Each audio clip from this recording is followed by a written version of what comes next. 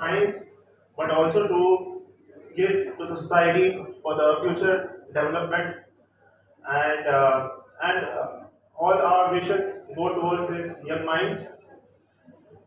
What like I want to focus on few things which I thought about, like to I want the new generation which is মন্ডলীরা এখানে উপস্থিত হয়েছেন ছাত্রছাত্রীদের নিয়ে এই science ফেয়ারে।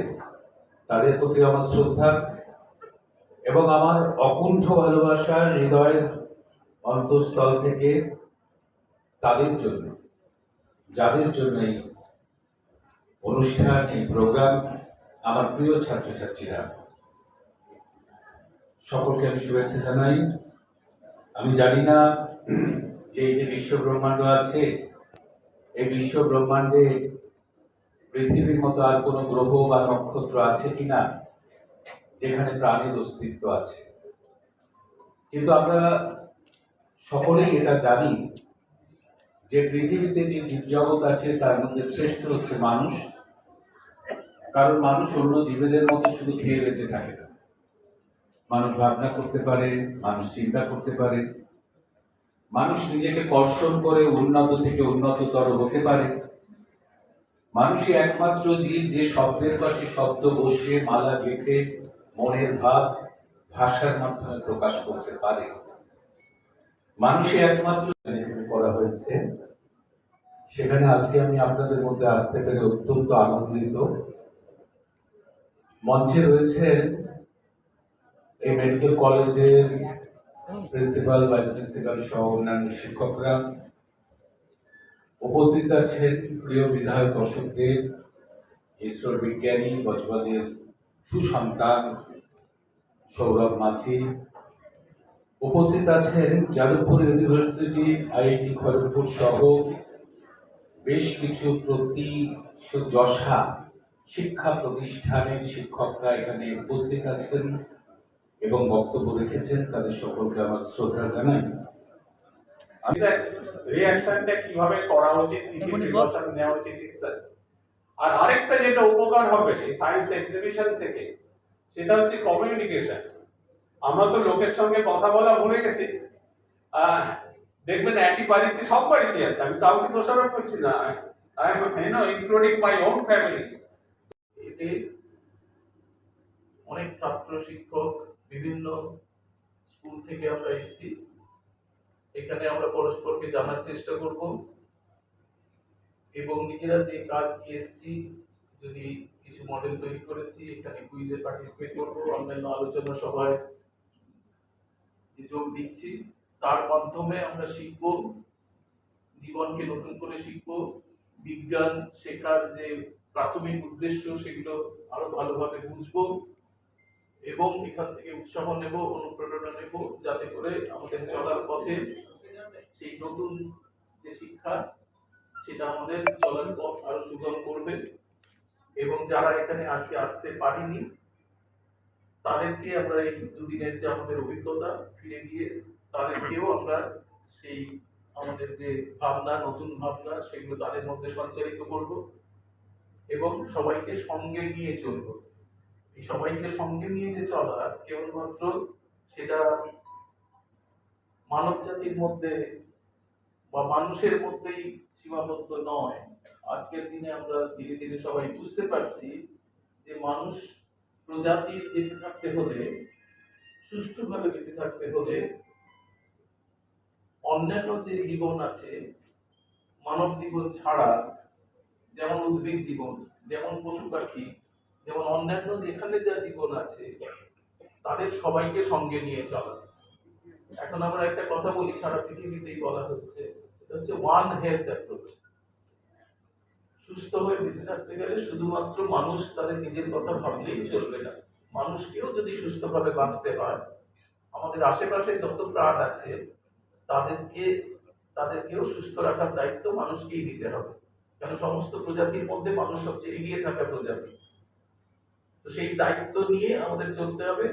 আমাদের যে বিজ্ঞানের প্রাথমিক যে প্রায় বিনামূল্যে তার কোনো তুলনা হয় না। তো সায়েন্স টিচিং এর একটা পার্ট হচ্ছে অ্যাক্সেস টু নলেজ, আরেকটা হচ্ছে ইন্টারনেট আছে। এখন সবাই যদি কোনো প্রশ্ন আসে ইন্টারনেটে সবসময় সঠিক তথ্য থাকে না, সেটাও আমি ছাত্রদেরকে বলে দিতে চাই। আর 3D মডেল এখানে এক্সিবিশন হবে। তো যারা স্টুডেন্টরা যত্ন করে এই মডেলগুলো বানিয়েছেন, হাতে কলমে আমি আছি চলো রোল। আজকে প্রোগ্রামটা এসে আপনার কেমন লাগলো, কি বলবেন? খুবই ভালো লাগছে। Jagannath Gupta institute of medical science and হসপিটালাইজিতে এই যে হিউজ সায়েন্স ফেয়ার, সেখানে এসে খুবই ভালো লাগছে। প্রায় 120টি মডেল এখানে প্রদর্শিত করবে ছাত্রছাত্রীরা। এবং এই মেডিকেল কলেজের সাথে 1200 বেডের একটি হসপিটাল রয়েছে। দারুণভাবে আমি এসেই দেখলাম প্রচুর রোগী সেখানে আসছে, এবং এখানে যারা পড়াশোনা করছে তারা হাতে কলমে যে শিক্ষা, চিকিৎসার শিক্ষা, সেখান থেকেই এরা গ্রহণ করতে পারবে। এবং এই যে সায়েন্স ফেয়ার এখানে অনুষ্ঠিত হচ্ছে, এতে ছাত্রছাত্রীরা উৎসাহিত হবে এবং তাদের ভেতরে যে মেধা রয়েছে এবং যে ইনোভেটিভ যে পাওয়ার রয়েছে, সেটা ব্যবহার করে তারা যে মডেলগুলো এখানে তৈরি করেছেন, শিক্ষকরা আছেন, সেগুলো দেখবেন এবং তার মধ্যে থেকে নতুন কিছু আমরা ভাবনা পাবো।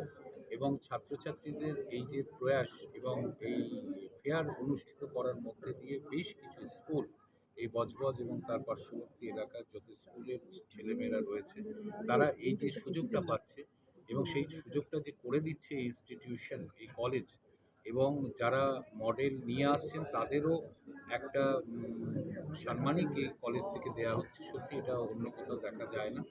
ফলে এই কলেজের ছাত্রছাত্রীদের বড় করে তোলার যে প্রচেষ্টা, সেটাকে অবশ্যই আমাদের প্রশংসা করতে হয়।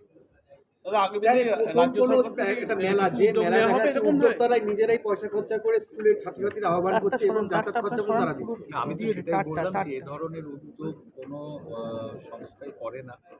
যেটা এই Jagannath Gupta institute of medical science and college করেছে, হাসপাতাল করেছে, সেটা তাদের অবশ্যই ধন্যবাদ জানাতে হয়, প্রশংসা করতে হয়। যে এভাবে যদি তারা এগিয়ে আসে, তাহলে আমাদের যে ছেলেমেয়েরা রয়েছে, অনেক দরিদ্র পরিবারের ছেলেমেয়েরা, অথচ তাদের মেধা রয়েছে, তারা অনেকটা সহযোগিতা পায়, তারা অনেকটা উৎসাহ পায়। ফলে সেখান থেকে আমরা অনেক বড় বড় মানুষকে আগামী দিনে পেতে পারব। এই সহযোগিতা এই ইনস্টিটিউশন করছে, এটা সত্যিই প্রশংসাযোগ্য। গ্রামীণ এলাকায় এরকম সায়েন্স কলেজ রাজ্য সরকার থেকে আপনারা চিন্তা ভাবনা করছেন? দেখুন, রাজ্য সরকার 2011 সালে মমতা বন্দ্যোপাধ্যায় ক্ষমতায় আসার আগে পশ্চিমবঙ্গে মাত্র 11টি মেডিকেল কলেজ ছিল, কিন্তু আজকে সেটা এসে দাঁড়িয়েছে 38-এর মতো সরকারি ও বেসরকারি মিলে। এটা আমাদের সরকার করেছে। ফলে আগে ডাক্তারি পড়ার ক্ষেত্রে মাত্র 900 সিট ছিল, এখন সেটা 5000-এর উপরে। এটা আমাদের সরকার 15 বছরের মধ্যে করতে পেরেছে। ফলে অনেক বেশি ছাত্রছাত্রী সরকারি এবং বেসরকারি ক্ষেত্রে ডাক্তারি পড়ার সুযোগ পাচ্ছেন, এবং আমরা সেই ডাক্তারকে পেতে পারবো। একটা ডাক্তার পেতেও সে পোস্ট গ্রাজুয়েট করা পর্যন্ত বা এমডি করা পর্যন্ত একটা ডাক্তার পেতে অনেক বছর সময় লাগে, 12-14 বছর সময় লাগে। আমরা সেই যেভাবে ডাক্তারি সিটে বাড়িয়েছে, মেডিকেল কলেজের সংখ্যা রাজ্যে বাড়ানো হয়েছে মুখ্যমন্ত্রীর নেতৃত্বে, তার সুফল কিন্তু আগামী দিনে পাবে পশ্চিমবঙ্গ। চিকিৎসার ক্ষেত্রে অনেকটা নতুন দিগন্ত কিন্তু খুলে গিয়েছে বাংলায়। তোমার তার আমার ঢুকছে, দিকে লোগো ঢুকে যাচ্ছে না। আমি তো